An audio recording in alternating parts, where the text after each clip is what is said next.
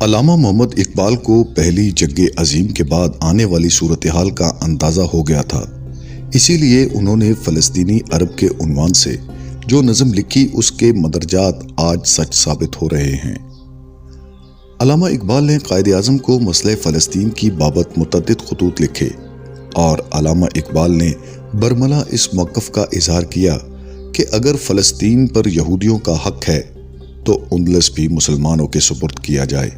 علامہ اقبال نے بہت پہلے بتا دیا تھا کہ فرنگ کی رگ جاں پنجہ یہود میں ہے، اور وہ سن 1931 میں اپنا دورہ لندن مختصر کر کے یروشلم کے اندر فلسطین کانفرنس میں شریک ہوئے۔ 1935 میں علامہ اقبال اور قائد اعظم کے درمیان مسئلہ فلسطین پر خط و کتابت رہی۔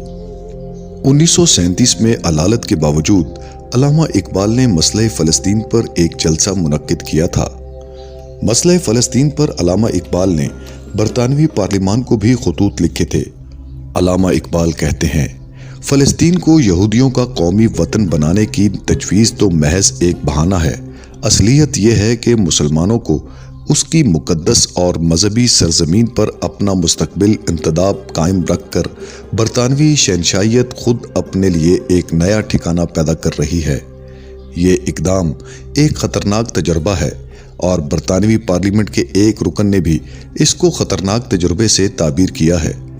یہودیوں کو زرخیز اراضی کی پیشکش کر کے اور عربوں کو پتھریلی بنجر زمین کے ساتھ کچھ نقد رقم دے کر راضی کرنے کی کوشش قطعاً کسی سیاسی ہوش مندی کا ثبوت نہیں ہے۔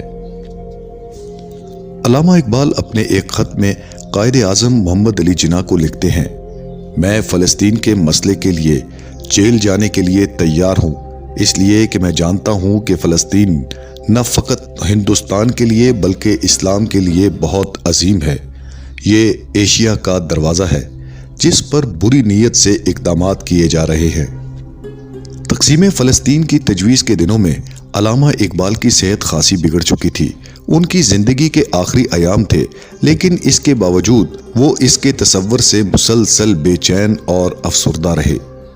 علامہ اقبال نے اس وقت ہی سے فکری اور علمی پیش بندیاں شروع کر دی تھیں جب برطانوی سامراج ابھی مسئلہ فلسطین ایجاد کرنے میں کوشاں تھا۔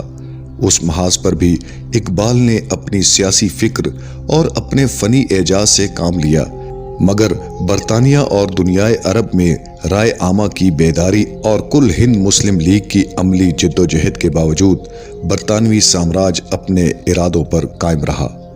علامہ اقبال 30 جولائی سن 1937 کو فارکو ہرسن کے نام اپنے خط میں فلسطینی عوام کی وکالت کرتے ہوئے کہتے ہیں، عربوں کے ساتھ جو ناانصافی کی گئی ہے، میں اس کو اسی شدت سے محسوس کرتا ہوں جسے مشرق قریب کے حالات کا تھوڑا بھی علم ہے۔ میں سمجھتا ہوں کہ ابھی پانی سر سے نہیں گزرنے پایا۔ انگریز قوم کو بیدار کر کے اس بات پر آمادہ کیا جا سکتا ہے کہ وہ ان وعدوں کو پورا کرے جو اس نے انگلستان کے نام پر عربوں کے ساتھ کیے ہیں۔